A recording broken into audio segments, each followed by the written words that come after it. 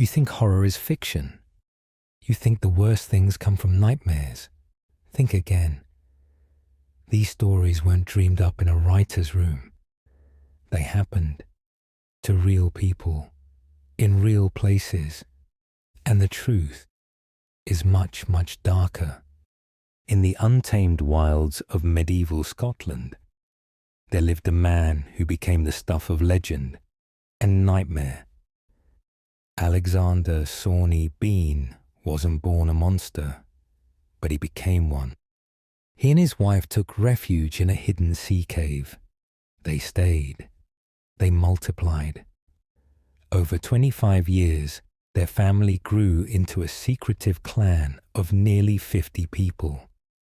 Born in darkness, raised in silence. To survive, they began robbing passing travelers. But they didn't just steal, they killed. And they didn't just kill, they ate. Their cave filled with bones. Flesh was preserved in barrels. Victims disappeared without a trace. Locals whispered of demons in the hills. One day, a couple escaped. They told the tale. When the authorities stormed the cave, what they found was a butcher's nightmare. Body parts strung like meat in a market, piles of bones, dismembered children. The entire clan was executed without trial. Some burned alive, others hacked to pieces. But even centuries later, Scotland remembers. And that cave, it's still there. He was called the Mad Monk, a mystic, a devil, a healer. Grigory Rasputin wormed his way into the heart of Imperial Russia and refused to leave. The Tsarina believed he could save her hemophiliac son. Others believed he had hypnotic powers, but Rasputin's influence was dangerous and deadly. A group of nobles decided he had to die, but Rasputin didn't go quietly. They invited him to a late-night party. First, they gave him cakes laced with cyanide. He ate them all. Nothing happened. Then they shot him in the chest. He collapsed. But moments later, he stood up. Panicked, they shot him again, multiple times. Beat him with a club. Still he moved. They wrapped him in chains and dumped his body in the frozen Neva River. When his body was recovered, his lungs held water, meaning he didn't die from poison, bullets, or beatings. He drowned, clawing at the ice from below. Even in death, Rasputin was unstoppable. And in Russia's darkest hours, some whispered he still lingered. In the wetlands just outside Mexico City, there's an island where nightmares hang from the trees. Dolls, thousands of them, moldy, decaying, with glassy eyes that seem to move when you're not looking. Don Julian Santana lived alone.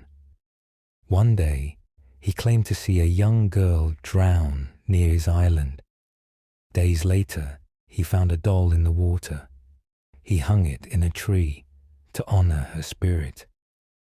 But then he found another, and another. For decades, he collected dolls, hanging them like grotesque ornaments. Locals say he became obsessed, that the spirits whispered to him, that the dolls wanted more. One day, Don Julian drowned in the very spot where the girl had died. Some say she took him. Others say the dolls did. Today, visitors report whispers, shadows, dolls whose eyes follow them. You can visit if you dare, but don't stay after dark. They were young, bright, full of life. They painted watches that glowed in the dark, symbols of modern progress.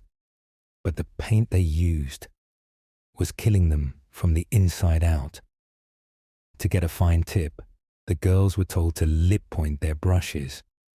No one warned them the paint was pure radium, a radioactive element, lethal. Their teeth fell out.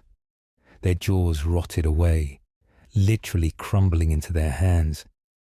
Some developed tumors the size of footballs. Others glowed in the dark from the inside out. When they sued, the company called them liars, hysterical. But the evidence couldn't be hidden. Their bones were radioactive. Some of them still are. They died in agony, but they changed the world. Workplace safety laws, radiation standards, paid for in blood and in glowing bones beneath the soil. It's a house that defies logic. Staircases that lead nowhere. Doors that open into walls. Rooms within rooms. And behind it all, one grieving woman haunted by ghosts. Sarah Winchester lost her daughter, then her husband, owner of the Winchester Rifle Company. A psychic told her the spirits of those killed by the rifle were angry. To escape their wrath, she must keep building, forever. For 38 years, her mansion was under constant construction. Workers built around the clock. One hallway would be torn down and rebuilt days later, seemingly without purpose. The house became a labyrinth. Some believe it was designed to confuse spirits. Sarah never stopped building, and when she died, construction halted immediately. The sound of hammers replaced by silence. To this day, the house remains. Some say it's still haunted. Others believe it's a monument to madness. Either way, the spirits, they never left. History isn't always written in ink. Sometimes it's carved in bone, sealed in brick, or buried beneath the floorboards. And if we forget it, it just might come back to find us. Subscribe for more stories history tried to hide.